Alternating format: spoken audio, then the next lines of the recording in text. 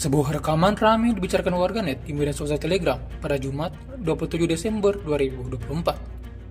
Dalam rekaman tersebut, menunjukkan momen penyerangan terhadap personel angkatan bersenjata Ukraina yang sebelumnya mencoba masuk ke dalam perbatasan Belgorod.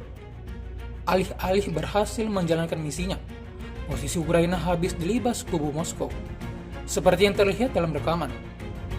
Hingga video ini beredar, beragam respon diberikan warganet.